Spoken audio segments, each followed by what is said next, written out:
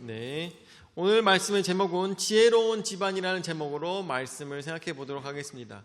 오늘은 여러분들 다들 알고 계시다시피 어버이 주일입니다. 그래서 오늘은 맛있는 식사를 야외에서 밖에서 하도록 하겠습니다. 네, 너무나도 감사하게도 이렇게 밖에 비도 많이 와가지고 먼지도 없고, 저는 제일 중요한 게 먼지거든요. 먼지가 없어서 너무 좋은 것 같아요. 그래서 이따가 밖에서 식사를 해보도록 하겠습니다. 자, 오늘 말씀은 지혜로운 집안이라는 말씀으로 우리가 생각해 봤으면 좋겠어요. 오늘 우리 차를 타고 오면서 그런 얘기를 했어요. 우리 종민이가 군대를 7월 21일 날 입대를 하는데, 그 입대할 때 어떤 보직이 가장 좋을까를 가지고 생각을 조금 해봤었어요. 그래서 저 같은 경우는 어떻게 했었냐면, 군대를 딱 갔는데 이제 갔어요. 가고 난 다음에 부대에서 물어보더라고요. 너 가지고 있는 자격증 있냐? 라고 이렇게 여러 가지 쓰다가 거기서 운전면허증을 적었었어요. 그래가지고 운전면허증을 적었더니 너는 운전병 이렇게 해가지고 제가 운전을 배우는 곳으로 갔었습니다. 그래서 운전을 배우는 곳에서 운전을 배우고 2년간 운전만 하다가 오니까 나중에 집에 와서도 운전하는 게 굉장히 수월하더라고요. 왜냐하면은 평소에 계속 운전만 하고 살았으니까 2년 동안. 그런데 돌아보고 났더니 군대에서 운전하는 거 외에는 쓸 게 없는 거예요. 운전하는 거 외에 기억에 남는 게 없고, 그 기억에 남았다 하더라도 쓸 일이 없는 거예요. 침상을 닦을 때 끝에서부터 걸레로 쫙 해가지고 밀어가지고 이렇게 버리거든요. 침상을 닦을 때 착 하면서 닦습니다. 착 닦아요. 이거 집에 와서 언제 쓸까요? 침상 닦을 일이 있어야 그걸 쓰죠. 부대에서 바닥을 닦을 때 물을 쫙 뿌리고 난 다음에 양손에다가 플라스틱 빗자루를 가지고 촥촥 밀면서 물을 촥촥 밀어가지고 이거를 바깥에다가 이렇게 밀은 기술을 부대에서 배웠어요. 네, 그렇게 하면은 물 청소를 엄청 잘할 수가 있거든요. 우리가 그거를 뭐라고 불렀냐면 미싱한다고 그랬어요. 미싱한다고 했는데, 이거를 착 해가지고 물 청소를 쫙 해가지고 물을 딱 버렸습니다. 이거 집에 왔더니 쓸 일이 없어요. 어떠한 것도 쓸 게 없는 거예요. 그래가지고 생각이 들었는데, 도대체 부대에서 배웠던 이 모든 것들 쓸만한 게 뭐가 있을까 생각했는데 운전밖에 남는 게 없더라고요. 그래가지고 저희 친구하고도 같이 얘기를 했었는데, 야, 너는 그래도 해병대 나왔으니까, 우리 친구 해병대 나왔거든요. 해병대 나왔으니까 너 그래도 수영은 잘 하겠다 그랬거든요. 그랬더니 이 친구 하는 얘기가, 나 해병대인데 육지에만 있었어 그러더라고요. 그래가지고 수영 못한다고 하더라고요. 그래가지고 야, 너는 남는 게 뭐 있었냐? 라고 그런 얘기를 했었는데, 군대에 갔다 오고 난 다음에 남는 게 뭐가 있었을까? 라고 생각해보면, 우리 원로 목사님께서는 통신병을 나오셔가지고 나중에 제대하고 난 다음에 라디오를 만들어서 파셨다고 하시더라고요. 근데 그것도 지금은 필요가 없잖아요. 라디오를 만들어서 파느니 그냥 10,000원짜리 라디오 그냥 사는 게 낫지. 예? 요즘도 그 라디오 만들어서 쓸 일이 없어요. 그래가지고 남는 게 도대체 뭘까라고 생각하면서, 이래갖고 우리 원로 목사님과 우리 제 친구와 저하고 셋이서, 야, 군대에서는 이게 제일 좋아 하면서 계속 얘기를 하다가 종민이한테 뭐가 가장 필요한 걸까 생각했더니, 가장 좋은 거는 뭘까요? 운전? 아니에요. 그냥 건강하게 돌아오는 것 뿐이었어요.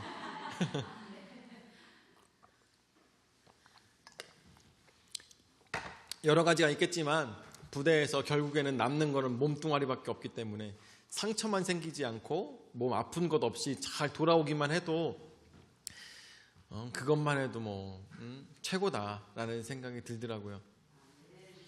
그렇습니다. 우리가 살아오면서 자녀들한테 참 원하는 게 많죠. 너는 운전해라, 너는 통신병 해라, 너는 거기 가서 수영 잘해라, 뭐 여러 가지 말들을 할 수가 있을 것입니다. 그렇지만 사실 따지고 보면은 돌아보고 났더니 가장 감사한 것은 몸 성하게 돌아오는 것이 가장 은혜였다라고 생각해 볼 수가 있겠죠. 오늘 말씀을 준비하면서 저는 여러 가지 생각이 들었습니다. 요즘도 우리 준아와 우리 준결이를 키우면서도 여러 가지 생각이 들었었는데, 자녀에게 있어서 가장 좋은 것은 무엇일까? 자녀에게 있어서 가장 좋은 것은 무엇이었을까를 얼마나 많이 고민하는지 모르겠습니다. 자, 이런 질문을, 자녀에게 가장 좋은 것은 무엇일까를 요게벳에게 물어본다면 어떠한 대답을 하겠습니까? 요게벳. 요게벳은 이 이집트에서 종살이를 하고 있었습니다. 이집트에서 바로왕에 의해서 종살이를 하고 있는 와중에 이집트 이 바로왕이 명령이 나오는데, 남자아이가 태어나면 죽여라라고 그 산파들에게 명령을 하여서 남자아이들을 키울 수가 없는 상황이 되었습니다. 그런데 자기가 요게벳이 남자아이를 낳게 되었어요. 그래서 2년을 숨겨서 이 아이를 키웠습니다. 키우면서도 굉장히 많은 고민들을 했을 것입니다. 이 아이가 나중에 언제까지 이 아이를 키울 수가 있을까? 엄청 고민했을 것입니다. 숨겨서 키우는 것도 한두 해지 계속 그럴 수는 없잖아요. 요게벳이. 그래가지고 고민했습니다. 요게벳에게 아이를 어떻게 키우고 싶습니까? 어떠한 사람으로 키우고 싶습니까? 물어봤을 때 요게벳도 하고 싶은 말 너무 많았을 것입니다. 하나님의 일 잘하는 사람, 하나님의 일 능력 있게 하는 사람, 그야말로 부흥 강사님들이 얘기했던 5대양 6대주를 다니며 하나님을 전하는 사람, 이러한 사람으로 아마 요게벳도 이 아이에 대해서 굉장히 많은 욕심들을 가지고 있었을 것입니다. 그렇지만 현실적으로 어땠습니까? 요게벳에게 이 아이를 어떠한 자로 키우고 싶습니까? 얘기했을 때 다만 이 아이가 살기만을 바랬다는 것을 우리가 성경 말씀을 통해서 보게 되는 것이죠. 이 아이가 살기만을 바라서 요게벳은 어떠한 결정을 하였습니까? 방법이 없기 때문에 이 아이를 역청을 바른 갈대 상자에 이 아이를 넣고 물에 띄운 것 아니겠습니까? 그리고 띄웠을 때 어떠한 결과가 나왔습니까? 어떠한 마음으로 이 아이를 띄웠습니까? 주님, 저는 이 아이를 책임질 수가 없습니다. 이 아이가 있다라는 것을 제가 들키게 되면 이 아이도 죽고 나도 죽을지 모르는 이 상황에 이 아이를 어떻게 해야 되겠습니까? 하다가 고민하다가 기도하다가 하나님께 맡겨야지, 하나님께 맡기는 수밖에 없겠구나라는 마음을 가지고 진짜 이 아이를 역청에 바른 갈대 상자에 띄워서 나일강 호수에다가 나일강에다가 이 아이를 띄운 것입니다. 나일강에다가 무심천 같은 곳에다가 이 아이를 띄웠어요. 지금도 이렇게 걸어서 세계 속으로 이런 데 보면 나일강 물이 엄청 더럽죠. 그래가지고 거기에 만약에 성인 남자라도 수영해서 지나가려고 하면은 굉장히 힘들 정도로 물살이 셉니다. 어쩔 수가 없는 그런 강물인데 그 강물에 그 아이를 띄웠어요. 정말 그 엄마는 어떠한 마음을 가질 수밖에 없을까요? 요게벳은 이 아이가 하나님께 맡기지만 어떻게든 그냥 살았으면 좋겠다. 강물 끝에 가서 누군가가 이 아이를 주워서 이 이집트가 아닌 다른 곳에서 누군가가 이 아이를 주워서 키웠으면 좋겠다. 이 모든 것들도 다 누구에게 맡기는 것입니까? 하나님께 맡기는 것이죠. 하나님께 맡겼더니 어떠한 결과가 이루어졌습니까?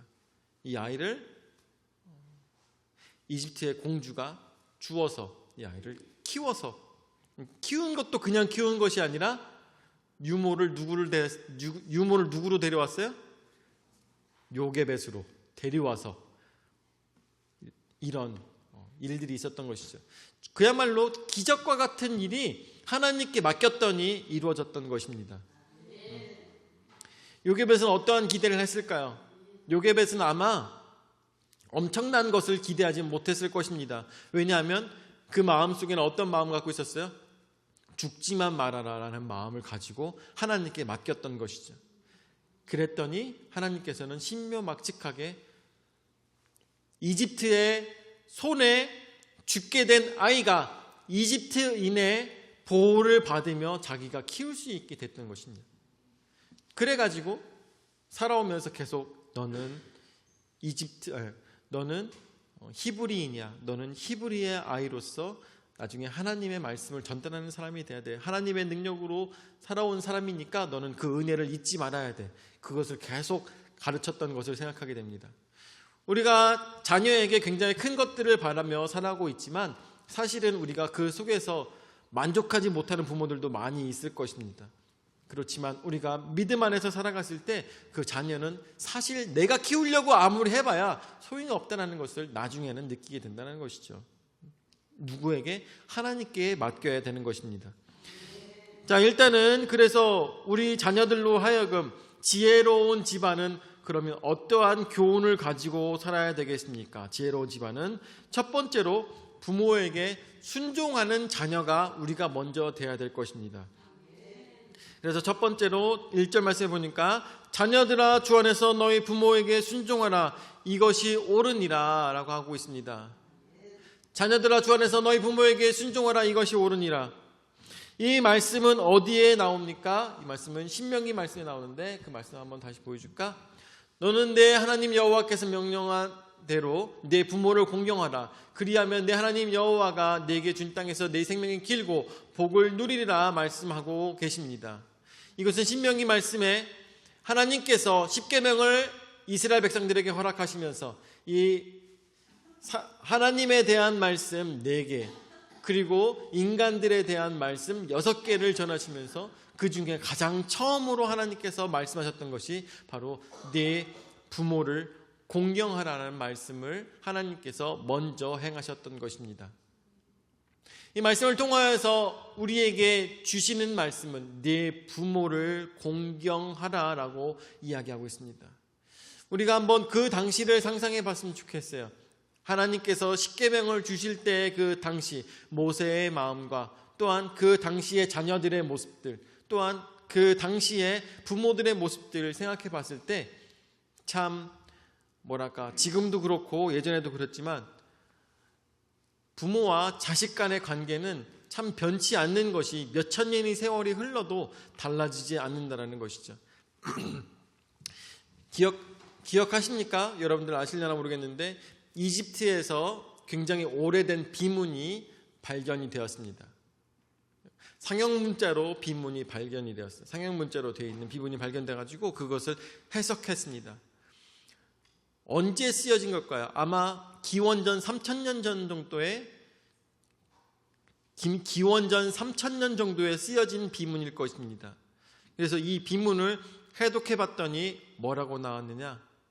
참 요즘 아이들은 말 안 들어 라는 말이 써 있더라는 것이죠. 언제? 3000년 전에 기원전 3000년 전에 그러니까 우리로 따지면 약 5000년 전에 쓰여진 비문인데 거기에 요즘 아이들은 참 말 안 들어 라고 써 있다는 것이죠. 그리고 그렇게 써 있는 것뿐만 아니라 이집트 문명 아니라 또 이쪽에 이집트 위쪽에 무슨 문명이죠? 메소포타미아 문명. 메소포타미아 문명에서도 그 당시에 쓰였던 비문이 발견됐는데 거기에 또 뭐라고 나오냐? 요즘 아이들은 그렇게 말을 안 들어. 그런 얘기가 나온다는 것이죠. 여러분들, 저는 참 재밌는 생각을 많이 드는데 요즘 어른들도 그런 얘기를 해요. 우리 때는 안 그랬는데 요즘 애들은 참 말 안 들어. 이런 얘기를 해요. 우리 때는 안 그랬는데 라고 얘기를 해요. 우리 때는 안 그랬는데 요즘 애들은 더 악해졌어 라는 말을 해요. 더 악해졌어. 여러분들 약 지금부터 5000년 전부터 계속 해왔단 말이에요. 우리 때는 안 그랬는데 지금은 더 악해졌어. 요즘은 더 말을 안 들어. 그 얘기는 무슨 얘기예요? 예전보다 5000배는 더 말을 안 들어야 되는 거 아니에요? 그렇죠? 5,000배는 더 말 안 들어야 되는 거 아니에요? 근데 제가 돌아보니까 세상은 달라지지 않았어요. 예전부터 말 안 들었던 거는 아이들 특성상 다 똑같고, 다만 우리가 죄된 우리 삶으로서 내 과거를 기억하지 못하는 것뿐이라는 생각이 들더라고요. 나도 말 안 들었는데, 나도 그야말로 저는 무슨 세대라고 하냐, X세대라고 했습니다. X세대. 지금은 뭐예요? MZ세대라고 하죠. 앞으로 어떻게 또 이름을 붙일지 모르겠지만 이름 아무리 붙여봐야 다 똑같아요. 다 말 안 들었어요. 새로운 세대는 언제나 말 안 들었습니다. 왜냐하면 왜 그렇습니까? 부모 말에 순종하며 사는 것은 뭐랄까, 쿨하지 않다고 생각하나? 그런 걸까요? 아니면 나도 나의 삶을 살아가고 싶은 그런 욕심이 있었던 것이죠. 예전에 우리 교회에서 같이 우리 권사님들과 함께 이 간증을 가지고 이렇게 같이 나눠봤어요. 나눠보면서 참 많이 생각이 들었던 것이, 지금 권사님들이 참 존경할 만하고 배울 것도 많고 정말 사랑도 넘치고 막 이런 모습들이지만 젊었을 땐 다 비슷했다라는 생각이 들더라고요. 다들 놀기 좋아하셨고, 다들 밖으로 나가기 좋아하셨고, 사람들 만나는 거 좋아하셨고, 이런 모습들이 언제나 있었던 것이죠. 그러니까 저는 생각했을 때 세월은 변했어도 언제나 자녀의 모습은 다 똑같았다, 그런 생각이 많이 들더라고요. 자, 그런데 오늘 말씀에 뭐라고 합니까? 자녀들아, 주 안에서 너희 부모에게 순종하라. 이것이 옳으니라. 네 하나님 여호와께서 네게 준 땅에서 네 생명이 길고 복을 누리리라 라고 말씀하십니다. 오늘 에베소서 6장 2절 말씀처럼 이 말씀은 무슨 말이라고 합니까? 제가 2절 말씀 내가 할게. 내 아버지와 어머니를 공경하라. 이것은 약속 있는 첫 계명이니 이로써 내가 잘되고 땅에서 장수하리라 라고 얘기하고 있습니다. 약속 있는 첫 계명이라고 말씀하고 있습니다. 무슨 약속을 하나님께서 우리에게 하고 계십니까? 내가 준 땅에서 내 생명이 길겠고 복을 누리리라는 말씀을 신명기 말씀, 기원전 약 5,000년 전에 하나님께서 우리에게 약속하셨다는 것입니다. 그때부터 우리에게 뭐라고 말씀하십니까? 부모를 공경하라고 얘기하고 있습니다. 왜 부모를 공경하라고 말씀하시는 걸까요? 왜 부모를 공경하라고 말씀하시는 겁니까? 왜 우리로 하여금 거짓말을 하지 말라고 말씀하십니까? 왜 우리로 하여금 남의 것을 탐내지 말라고 말씀하십니까? 남의 것을 탐내니까 하지 말라고 하는 거예요. 거짓말을 하니까, 거짓 증언을 하니까 하지 말라고 하는 거예요. 그러면 왜 부모를 공경하라고 얘기할까요? 부모를 공경 안 하는 놈들이 있으니까 하는 얘기예요. 부모를 공경 안 하는 놈들이 있으니까. 결국 예전이나 지금이나 다 똑같은 모양으로 살았다는 것을 우리가 생각해 볼 수가 있겠는데, 사람으로 하여금 응당 사람이라면 부모를 공경하며 살아야 될 것입니다. 근데 왜 그거를 부모를 공경하며 살아가냐? 하나님께서는 약속 있는 첫 계명으로 우리에게 말씀하여 주셨는데, 네게 준 땅에서 내 생명이 길게 될 것이고, 또한 그 땅에서 생명만 길면 되겠습니까? 막 오래 살고 있는데 식물인간으로 살면 무슨 의미가 있어요? 내 생명이 길고 복을 누리는 삶을 살게 된다는 것이죠. 우리는 오래 산다 할지라도 복을 누리며 살아야 될 것입니다. 오래 살더라도 맨날 병수벌만 받고 그런 힘든 삶을 살면 되겠습니까? 아니죠. 복을 누리며 살아야 될 것입니다. 이것은 사실 이 말씀으로만 보면은 우리가 그런가 보다라고 생각해 볼 수가 있습니다. 그렇지만 돌아보며 나의 삶들을, 우리가 주위에 있는 삶들을 돌아보며 생각해 봤을 때, 부모를 공경하며 살았던 사람들이 받는 복은 무엇일까요? 여러분들, 부모를 공경하며 살았던 사람들이 받는 복은 무엇일까요? 그것은 바로 자녀들로 하여금 공경받으며 살아간다는 것입니다. 왜 그렇습니까? 몸으로 부모를 공경하는 모습을 보인 사람들은 그 자녀들도 그거를 보고 배운다는 것이죠. 그 모습을 보고 배워가지고 내 생명이 길고, 어떻게 해서 생명이 길겠습니까? 자녀로 하여금 공경을 받기 때문에 생명이 기는 것입니다. 또한 그 복은 누구로 하여금 나오는 것입니까? 바로 하나님이 주신 태의 자녀는 뭐라고 했습니까? 태의 자녀는 너의 기업이라고 말씀하셨지 않습니까? 너의 기업을 통하여서 그 복을 누리며 살아간다는 것을 우리가 말씀을 통하여서 생각해 볼 수가 있는 것입니다. 결국 우리는 어떤 삶을 살아가야 되겠습니까? 나는 부모로 살아가고 있지만 나는 또한 자녀인 것을 우리는 모두가 잘 알고 있습니다. 우리가 자녀로서 살아갈 때 우리 부모를 공경하며 살아갔을 때 바로 우리 자녀들이 그 모습을 보고 배워서 나를 공경할 것이고, 내가 부모를 공경했던 모습을 가지고 우리 자녀들이 나를 공경할 것이고, 그 모습을 통하여서 나의 생명이 길고 우리 자녀들로 하여금 복을 누리며 살아간다는 것을 우리는 당연한 이치로 배우고 깨달아 알 수가 있는 것입니다. 이것은 누가 약속하신 말씀입니까? 하나님께서 우리로 하여금 약속하신 이 자연의 이치라는 것을 우리는 깨달아 알 수 있는 지혜가 있기를 예수 그리스도로 축원을 드립니다. 자, 두 번째로, 그렇다면 우리는 자녀를 어떻게 키워야 되겠습니까? 자녀를 키우는 방법은 어렵지 않습니다. 바로 두 번째, 자녀를 노엽게 하지 말아야 될 것입니다. 자, 오늘 에베소서 6장 4절 말씀 보도록 할까요? 또 아비들아 너희 자녀를 노엽게 하지 말고 오직 주의 교훈과 훈계로 양육하라 라고 하였습니다. 자, 오늘 말씀에 나오고 있는 에베소서 6장 말씀은 로마 시대에 쓰여졌던 말씀입니다.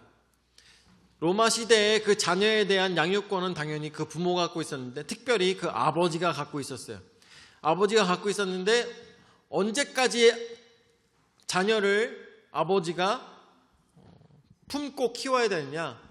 로마의 법으로는 자녀가 잘못했을 때 그것에 대해서 책임을 져야 되는 것은 아버지가 몇 살 때까지 책임을 져야 될까요? 우리나라는 몇 살까지? 20살까지는 책임을 보통 지죠, 그렇죠? 우리나라는. 근데 로마 법으로는 몇 살까지 책임을 질까요?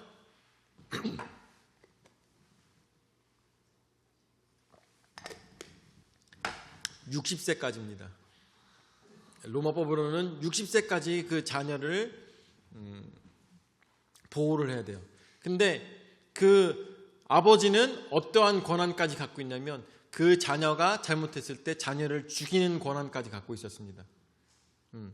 자녀를 죽이는 권한까지 갖고 있었어요. 그만큼 그 당시에는 우리가 생각했던 거랑 많이 다른 그런 양상을 띌 수가 있다는 것을 생각해 볼 수가 있겠는데, 그 사도 바울이 이것을 쓰고 있는 이 당시, 이 기독교인들이 모여서 예배를 드리는 곳이 어디겠습니까? 가정교회들로 그렇게 우리가 상상해 볼 수가 있겠죠. 가정교회에서 이것들을 가지고 가르치고 있을 때 뭐라고 얘기하느냐? 자녀를 노엽게 하지 말라고 이야기하고 있다는 것이죠. 그 당시에는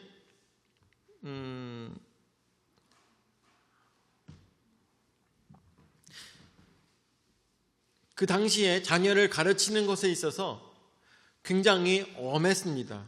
그래서 바울 시대의 유대 문서 시라크라는 것이 있어요. 시라크라는 유대 문서에는 뭐라고 나오느냐? 유대 문서예요. 로마 문서가 아니라 유대 문서에는 뭐라고 나오냐면, 지혜로 아들을 가르치려면 아들을 사랑하는 자는 자주 채찍질할 것이다. 아이를 애지중지하면서 장차 화근이 될 것이고, 애지중지하면 장차 화근이 될 것이고, 함께 놀아주면 당신을 슬프게 만들 것이다. 아들을 징계하고 그의 멍에를 무겁게 하여 그의 뻔뻔함으로 수치를 당하지 않게 하라 라고 하면서 시라크 30장 1절, 9절, 13절에 나오고 있습니다. 이 얘기는 무슨냐? 자녀로 하여금 계속 이 자녀를 채찍으로 치며 자식으로 하여금 겸손하게 만들으라고 이야기하고 있는 것이죠. 그 당시에 정말 그러한 모습이 필요했는지는 잘 모르겠어요. 그런데 그러는 사회였습니다. 시라크라면 누가 배웠겠습니까? 아마 바리새인들이나 아니면은 많은 율법 교사들이 배웠을 것입니다. 그러는 그것에 대해서 너무나도 잘 배운 바울은 오늘 뭐라고 얘기하고 있습니까? 자녀로 하여금 노엽게 하지 말라고 하고 있는 것입니다. 이것이야말로 어떻겠습니까? 예수 그리스도의 사랑으로 변화된 사람의 모습을 우리가 볼 수가 있다는 것이죠. 그가 평생 배워왔던 것은 자녀를 채찍질하며 가르치고 이 자녀로 하여금 멍에를 메고 지게 하라는 선조들의 가르침이 있었습니다. 그런데 이 사도 바울은 어떻게 예수 그리스도를 만나고 난 다음에 뭐라고 얘기하고 있습니까? 자녀로 하여금 노엽게 하지 말라고 하고 있는 것입니다. 우리가 아까 에베소서 6장 1절 말씀에서도 뭐라고 하냐? 자녀들아 주 안에서 너희 부모에게 순종하라고 했습니다. 부모에게 무조건적인 순종하라는 것이 아니라 어디서? 주 안에서 순종하라고 했습니다. 네, 주 안에서 순종하라. 이것은 뭐예요? 하나님께서 우리에게 맡겨주신 일을 먼저 행하며 그 안에서 자유롭게 부모를 공경하라라고 말씀하고 있으면서 뿐만 아니라 오늘 4절 말씀에는 너희 자녀를 우리 부모된 입장으로서 노엽게 하지 말고 어떻게 하라고 하고 있습니까? 오직 주의 교훈과 훈계로 양육하라고 이야기하고 있습니다. 저도 이렇게 주녀를 키우고 있으면 너무나도 답답할 때가 많고 속상할 때가 많고 배신감을 느낀다거나 아니면 어떤 미묘한 감정들이 들 때가 참 많이 있습니다. 참 많이 있어요. 그런데 그럴 때마다 이 말씀을 생각한다는 것이죠. 내가 이 상황에 내 화를 먼저로 하지 않고 어떻게 하면 이 자녀를 하나님의 말씀 안에서 훈계할 수 있을까? 하나님의 말씀 안에서 이 아이를 사랑할 수 있을까? 나의 사랑을 이 아이로 하여금 화를 내지 아니하며 어떻게 표현할 수 있을까를 고민을 많이 한다는 것이죠. 그렇습니다. 저도 열심히 하려고 하지만 부모로서 열심히 하려고 하지만 그렇게 지혜롭지는 못할 것입니다. 그렇지만 가장 지혜의 가장 결정체인 바로 하나님께서 저로 하여금 깨닫게 인도하여 주실 것이고 저로 하여금 지혜롭게 자녀를 가르칠 수 있도록 하실 것입니다. 저는 준하를 처음 키워봅니다.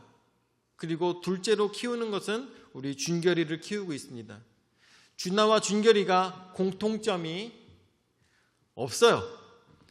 팔다리, 눈 2개, 콧구멍 2개 이 정도밖에 공통점이 없어요. 하는 짓도 다르고 생각하는 것도 다릅니다. 이 상황 속에서 가르쳐야 되는 방법은 당연히 다를 수도 있겠죠. 그렇지만 그 속에서는 하나님의 말씀으로 이 아이들을 훈계해야 되는 것은 변치 않다는 것입니다. 제가 키워본 경험이 없기 때문에 전적으로 하나님 앞에 의지할 수밖에 없다는 것입니다. 오늘 말씀의 제목, 지혜로운 집안입니다. 우리는 우리 자녀들을 어떻게 키우고 계십니까? 또한 우리가 자녀된 자로서 부모를 어떻게 공경하고 있습니까? 이 모든 상황 속에서 하나님께서 주시는 지혜로 우리가 살아가야 될 것을 믿습니다. 내가 부모를 공경할 때도 하나님께서 나에게 주신 지혜로 말미암아 뿐만 아니라 내가 부모된 입장으로 자녀를 키울 때도 하나님께서 주신 지혜로 말미암아 우리가 이 일들을 행해야 될 것입니다. 오늘도 하나님 말씀에 빗대어서 나 자신을 돌아보며 나는 진정 제대로 된 자식인가 아니면 제대로 된 부모인가 그것을 고민하시면서 우리가 이 말씀 속에서 큰 교훈을 찾아 오늘도 내가 자녀를 사랑했던 것처럼 부모님께서도 나를 사랑하셨던 것을 기억하며 오늘도 사랑으로 우리 가정을 아름답게 꾸려나가시기를 예수 그리스도 이름으로 축원을 드립니다. 아멘. 사랑을 역사하시는 주님 은혜와 사랑을 감사를 드립니다. 오늘도 이 아침에 저희에게 귀한 은혜의 말씀으로 깨달을 수 있도록 인도하여 주심을 감사를 드립니다. 내가 자녀를 키우고 있는 입장에서 생각해보면 나도 누군가의 자녀였던 것을 생각해보며 나도 얼마나 많은 사랑을 받았던 건지 기억을 하며 우리 자녀들에게 사랑으로 가르칠 수 있는 지혜가 있을 수 있도록 인도하여 주시옵소서. 나는 부족하오니 나에겐 지혜가 부족하오니 하나님의 말씀으로 훈계하며 자녀들을 사랑으로서 안을 수 있도록 역사하여 주시옵소서. 이제는 자기 몸부려 죽기까지 우리 죄를 담당하신 구주 예수 그리스도의 은혜와 자기 외아들을 주기까지 우리를 사랑하신 아버지 하나님의 무한하신 사랑과 성령 하나님의 감화 감동 역사 교제 위로 내주하신 은혜가 주님께서 우리에게 허락하신 아름다운 가정, 이 교회가 주님 안에서 주님의 말씀과 사랑으로서 하나가 되는 아름다운 성전을 만들고자 하는 모든 성도들 머리 위에 영원히 함께 하실지어다. 아멘.